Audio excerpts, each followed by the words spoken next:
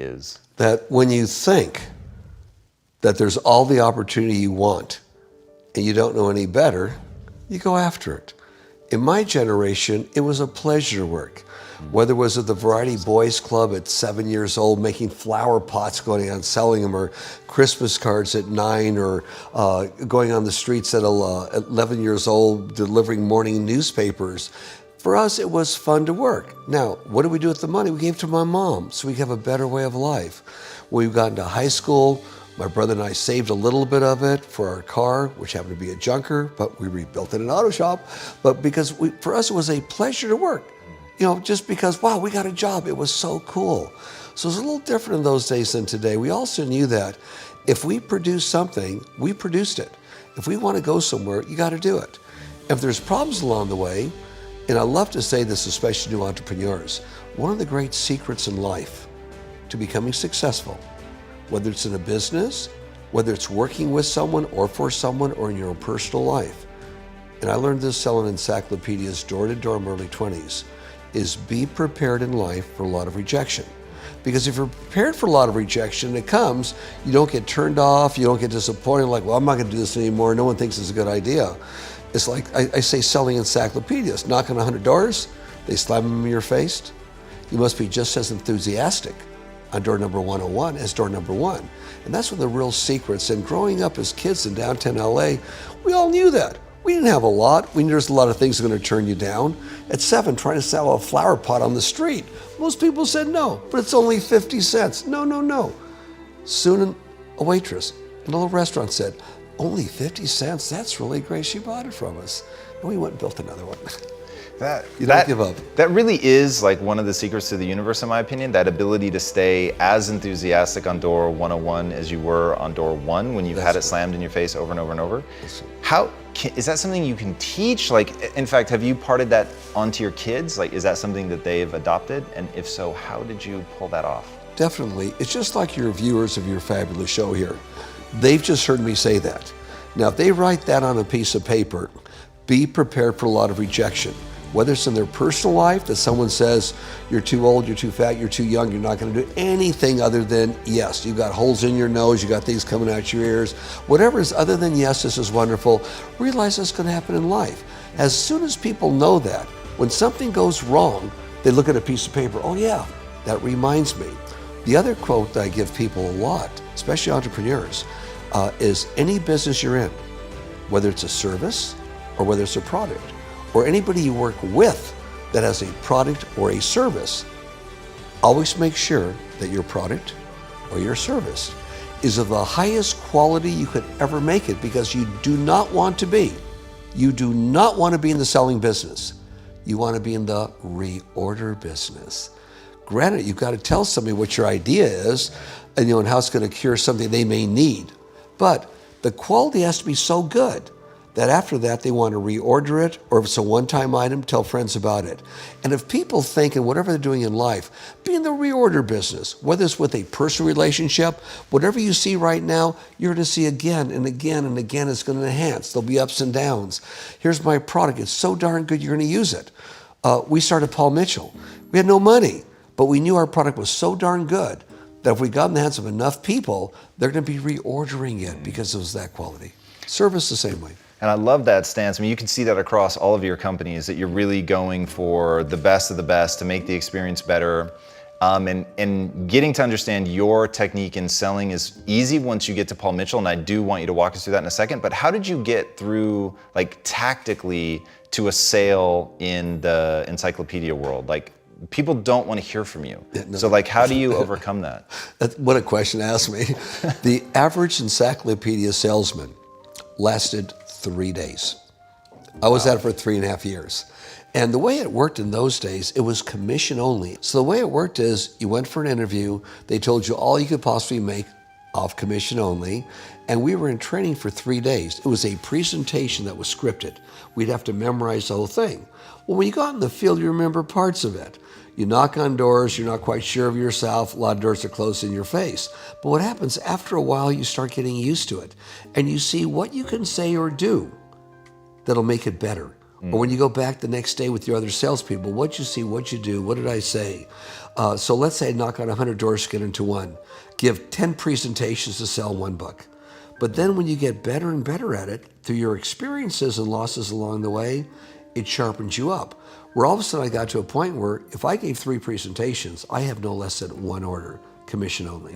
But I believed that I could do that. I believed that Colliers was the best set of books because a high school student could read it. It wasn't like a college manual you had to read, and I was doing something good for somebody. So you have to believe that what you're doing is good, it's going to benefit somebody, and you learn as you go. Okay, do I look someone in the eye? See, a lot of people don't know these things. Look someone in the eye. All too often people say, it's hard to look someone in the eye because you feel uncomfortable. Of course you do. They're not on the same wavelength you're on or the same frequency. So what do? How do you overcome that? You learn these things along the way.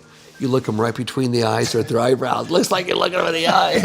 I've been working on a book for a couple of years with some of these tips, and it's not ready yet. Maybe next year it'll be ready. But there's all these things. And of course, smile. Smile's the most wonderful thing God gave us. And you don't smile when you first talk to somebody. You smile before you knock on their door. And if your day sucks, you fake it.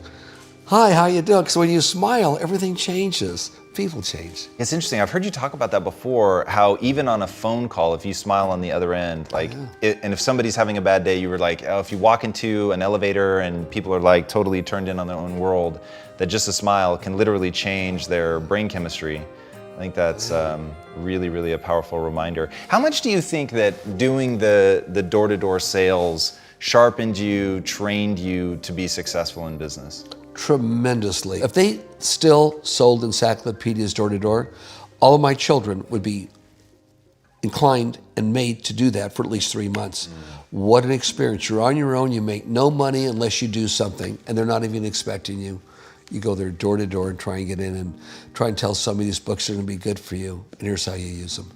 Yeah, I really hope that people listening heard that if that was the thing, you would still make your kids do it because it's such a profound proving ground. It's a way to sharpen your skills. It's a chance to handle rejection. So I did door-to-door sales for a while. I was not the man you were, I assure you. I did it probably for about 3 or 4 months. But it is the loneliest. Like, it is so awkward. Like, they don't want you there, and you have to literally each and every time talk yourself up, get in a space where you can come, put the smile on. And to the people that are able to do that and develop the internal game in order to get to that point, I think is just super critical. Sure. And a lot of people want the easy answer, not realizing that going through the hard thing is the thing that's ultimately going to toughen you up, right? You're struggling, hard times befall you, you've got to go do something. How do you know what to do? Sometimes you don't. Sometimes you don't know what the hell to do. You're just out there doing it, and you just kind of learn from your own experience or go with whatever your heart tells you to do.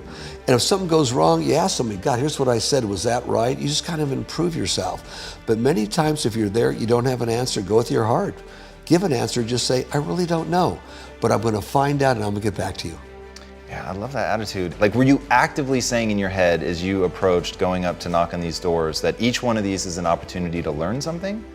Mine kind of was, this in the beginning, okay, was successful people do the things unsuccessful people don't want to do. I'm going to knock on their door. Da, da, da, da. You would literally repeat that? Oh, yeah. That's where I learned that one phrase. It was a great phrase, my gosh. And then if you're going out there for 3 or 4 hours and then you still haven't gotten to the door, given a presentation, the second phrase that God knows where it came from, it just came to me was, when the going's tough, the tough get going. One more door, one more smile.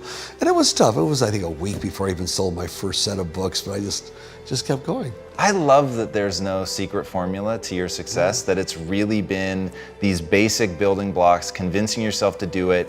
In fact, walk people through, how do you go from, you show up one day and your wife is walking out the door and she hands you the keys and, you know, basically she leaves, you're in your darkest hour. You've explained pretty well, like, how you don't get stuck at level 1. Right.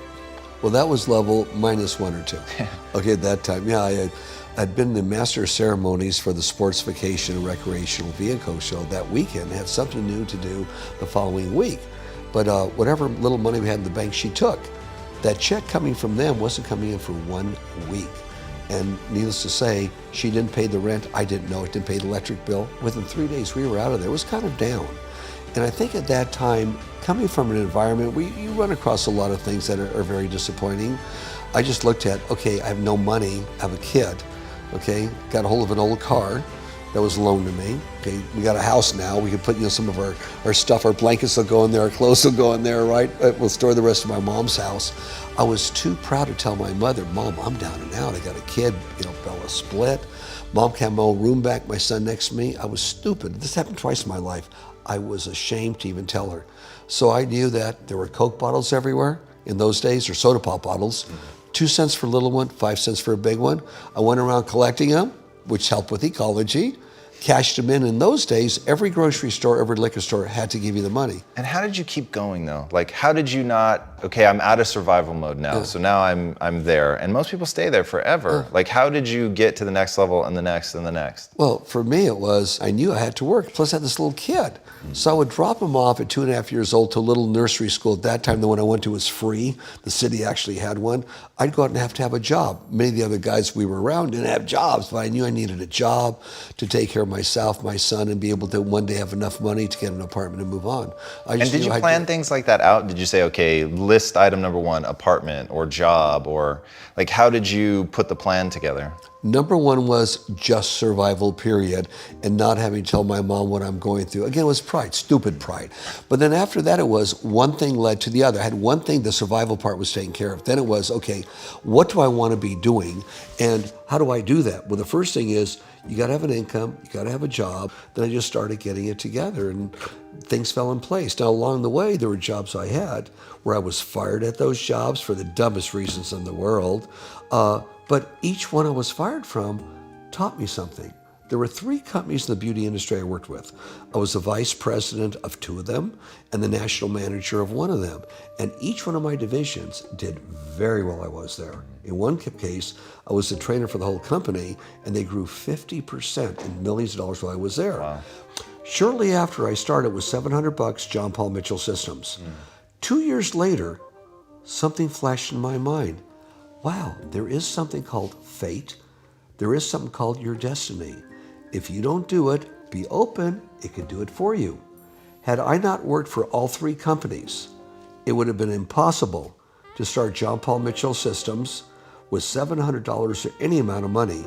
Each company I reflected taught me a different thing.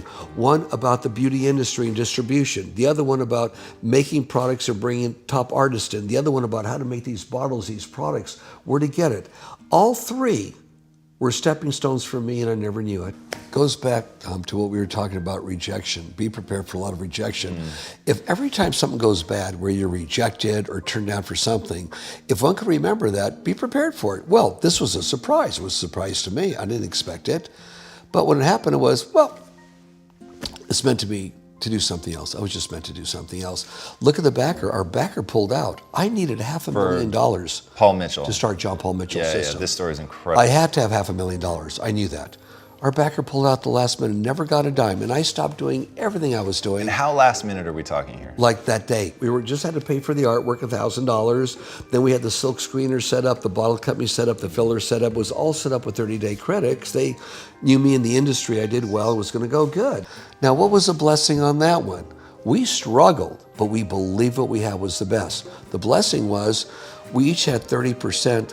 The investors would give 40%. We ended up with owning the company. Have you ever talked to the investor that pulled out? Oh, he's got to be kicking himself. Yeah. What an incredible opportunity. That's like a master's class in business right there. Necessity. It was necessity. But so many people shut down with necessity. Yeah. And I mean, look, it's not a surprise that with that attitude that you've gone on to have the kind of success that you do. And the thing that I try to really get the next generation of entrepreneurs to understand is there's like just tactical business principles that you have to understand. And some of it's pure psychology, and some of it is just knowing that there's always another solution. Really, if people break down the things that you do, and ending with the final thing that I think that you have a real gift for, which is the things that you're telling yourself to stay motivated, to keep pushing forward, to understand that when you're at that dark moment, that there is a path out of this, and that you have to look for that and keep pushing and smile. It's like all these like really basic things that you've stacked on top of them. So how then do we go from that to the Paul Mitchell that we know today? Well, obviously it was hand to mouth for the first 2 years, but we knew we had the best there was, and we just kept on working it and working with it, telling hairdressers, we'll be the first one to never cut you out. Most people have gone in the beauty industry and said, hey, we're only going to be in salons. A lot of companies, all of a sudden they're in department stores, they're in drugstores and supermarkets. But we kept on telling people, if you ever, and you still do today, see Paul Mitchell in the drugstore or supermarket, it's either counterfeit or from the black gray market. We don't put it there, we only put it in salons. But the demand for Paul Mitchell exceeds where you could get it. It's only in salons, and maybe only in 10% of all salons. So people know it's the best there is, and people could actually pay full retail in a salon for Paul Mitchell, put it on their drugstore shelf up at $2, and they sell every bottle they have, because people don't know what it costs. They just know it's really, really good stuff. So we kind of kept with what we had and always make sure any new product we came out with was the best it could possibly be. Well, what's interesting about the beauty industry and quality, my first 3 products are still some of my best sellers. We've had them now for almost 37 years. Wow. It's that quality. Make sure of your service or your product's the very best it is. Plus, we gave back along the way. We gave back along the way. We were the first never to test on animals and say you can't. Wow. We were ridiculed. Our competitors put us down because they were doing it. 10, 15 years later, they had somebody else do it, so they couldn't say we were doing it. We helped change things, and we were very proud that we did that. So we kept our values and kept it only in a business and realized there's no free lunch. We kept on working. You seem to have a really strong internal set of values. When did that begin to take shape in terms of policies that you could implement in a company? Was it right away?